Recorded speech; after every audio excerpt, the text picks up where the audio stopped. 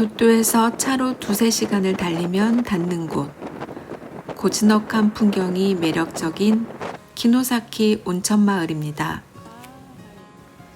이곳에는 저희 교회 목사님의 조부모님이 사시던 오래된 집이 아직 남아있어서 1년에 몇 번씩 계절을 느끼러 방문하곤 해요.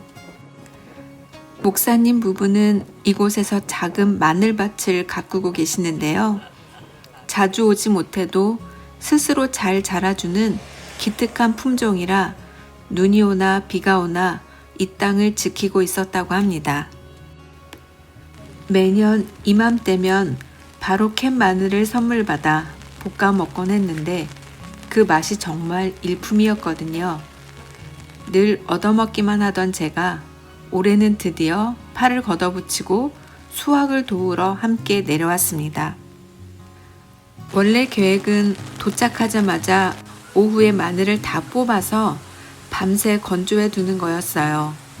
그런데 어쩌죠? 도착한 순간부터 하늘에서 비가 내리기 시작합니다. 아쉽지만 마늘 수확은 내일로 미루고 오늘은 맛있는 저녁을 먹고 온천을 하며 쉬어가기로 했습니다. 今日食べましょう。 はい。그래도 맛은 봐야 하니까 딱 한 알만 캐서 고기와 함께 구워 먹었어요. 역시 갓 수확한 마늘의 풍미는 비교할 수가 없네요. 배를 채우고 나선 온천길. 비오는 키노사키의 밤거리는 운치가 넘칩니다. 사실 키노사키 온천은 무려 1300년의 역사를 지닌 유서 깊은 곳이에요. 황새가 다친 다리를 치유하는 것을 보고 발견했다는 전설이 내려오는데 그만큼 치유와 회복의 기운이 가득한 곳이죠. 키노사키 온천의 진정한 매력은 온천 메구리에 있습니다. 이곳에서는 마을 전체가 하나의 큰 여관과 같아요. 료칸의 현관은 마을의 입구, 걸어다니는 길은 복도, 그리고 마을 곳곳에 흩어진 7개의 독특한 외탕은 커다란 온천탕이 됩니다. 다음 날 새벽 4시 45분. 눈을 뜨자마자 서둘러 밭으로 향했습니다.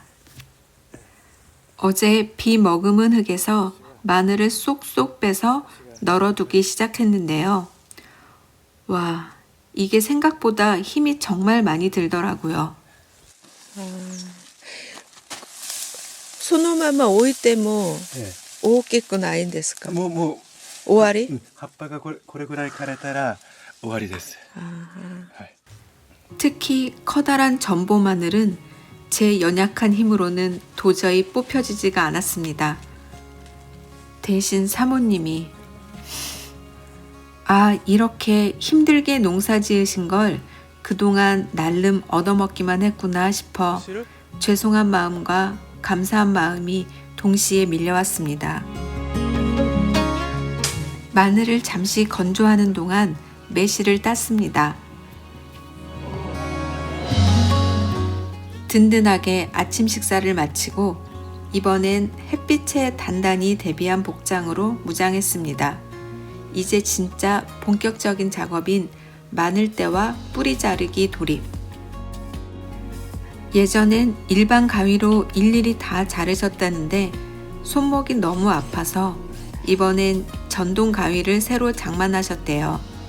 확실히 전동이라 힘은 덜 드는데 이것도 기계 무게가 있다 보니 한참 쓰다 보면 팔이 뻐근해지더라고요. 그래도 마늘이 깔끔하게 정리되는 모습을 보니 묘한 쾌감이 느껴집니다. 모든 일을 마치고 주변 정리까지 싹 끝낸 후 맛있는 점심을 먹고 드디어 집으로 향합니다. 몸은 이곳저곳 쑤시고 무겁지만 마음만큼은 그 어느 때보다 가볍고 뿌듯함으로 가득 찼습니다. 비가 와서 조마조마했고 새벽부터 몸은 고됐지만 소중한 분들과 땀 흘리며 함께한 이 시간이 오래도록 기억에 남을 것 같습니다.